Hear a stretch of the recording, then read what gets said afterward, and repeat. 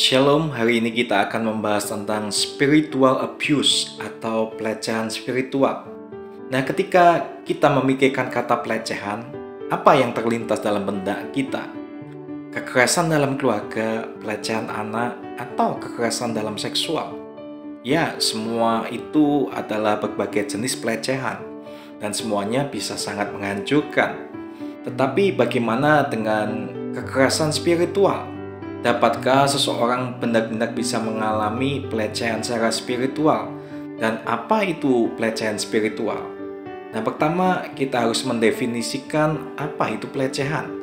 Pelecehan terjadi ketika seseorang memiliki kekuasaan atas orang lain dan menggunakan kekuatan itu untuk menyakiti, memanipulasi, dan mengendalikan.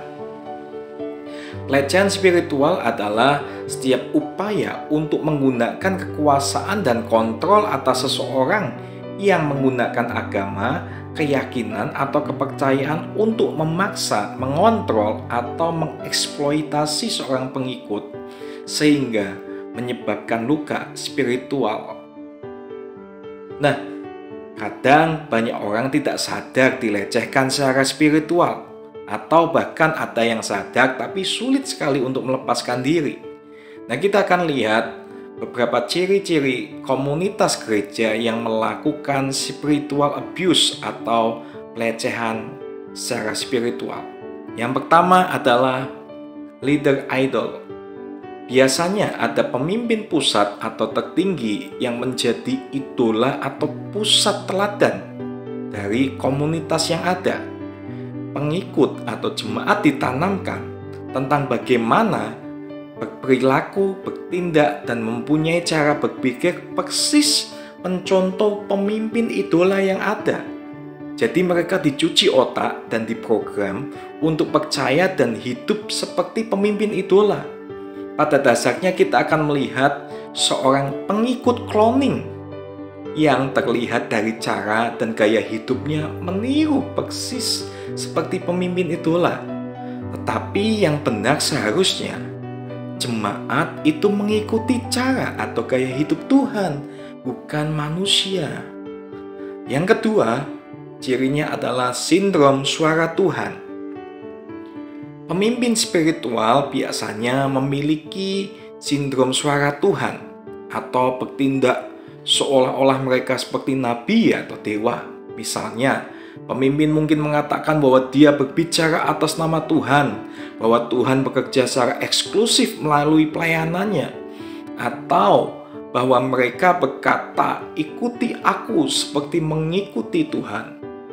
Bahkan mereka juga mengatakan pengikut harus melihat Tuhan atau mendengarkan Tuhan itu melalui pemimpin yang ada. Dan ini membuat pengikut itu bergantung pada pemimpin untuk semua jawaban di dalam kehidupannya. Bahkan terkadang ada juga sampai membohongi jemaat dengan memakai ayat-ayat Alkitab untuk kepentingan pribadi atau organisasi.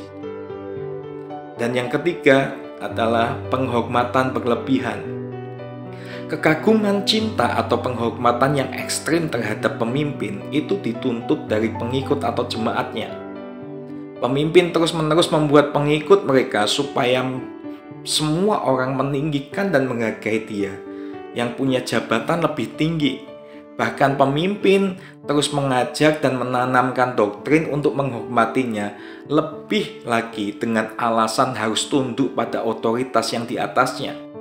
Salah satu cirinya, pemimpin minta dilayani seperti dibawakan tasnya, dijamu dengan hormat.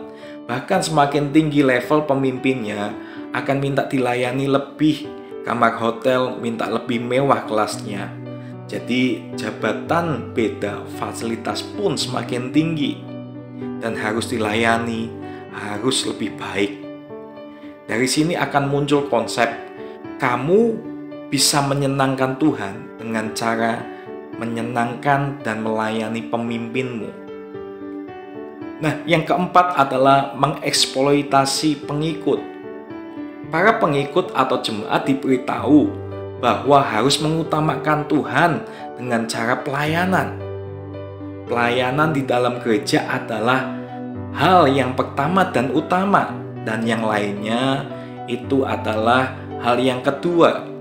Sampai kadang ada pengikut atau jemaat yang lupa waktu istirahat, lupa waktu untuk keluarga, bahkan kuliah atau skripsinya bisa terlantar karena mengutamakan pelayanan. Para jemaat dibuat merasa bersalah karena tidak melayani atau berhenti dari pelayanan mereka. Ini adalah gereja yang digerakkan oleh proyek. Pemimpin memaksa pengikutnya untuk berpartisipasi dalam banyak proyek, tapi dengan sedikit jeda atau bahkan tanpa jeda sama sekali. Jadi, tiap waktu dalam seminggu ada banyak hal kegiatan untuk gereja, tetapi lupa dalam kehidupan pribadinya sendiri. Nah, yang kelima adalah sistem dan aturan yang kaku. Pengikut atau jemaat diharuskan untuk mengikuti aturan yang kaku di dalam beribadah dan juga pelayanan. Sebelum melayani, ada banyak aturan yang harus dipenuhi untuk membuktikan bahwa pengikut itu dimurnikan dan dibersihkan untuk melayani di gereja. Para pemimpin memakai alasan butuh pengutusan penuh dari anggota jemaatnya untuk membuktikan bahwa mereka sudah siap untuk melayani di gereja. Namun pada kenyataannya mereka menginginkan penyerahan total dari pengikut atau jemaatnya sebelum mereka dipercaya untuk melayani dalam pelayanan. Karena harapan pemimpin ini adalah pengikutnya akan dicuci otak sepenuhnya dengan aturan kaku yang diterapkan pemimpin untuk mendapatkan kendali penuh atas pengikut atau jemaatnya. Sederhananya, pengikut atau jemaat tidak boleh keluar dari aturan baku yang ada. Yang keenam, eksklusivitas. Para pemimpin biasanya menyarankan supaya pengikut atau jemaat tidak banyak bergaul dengan komunitas di luar gereja, dan disarankan lebih baik berkomunitas di dalam gereja sendiri. Dan pengikutnya ini seringkali jarang melakukan kegiatan di luar gereja atau dengan komunitas gereja lain, apalagi dengan komunitas yang bukan berbau gereja. Nah, perihal tentang mendengar khotbah dan pengajaran diusahakan harus dari gereja sendiri. Ini katanya supaya tidak terkontaminasi dengan ajaran di luar gerejanya.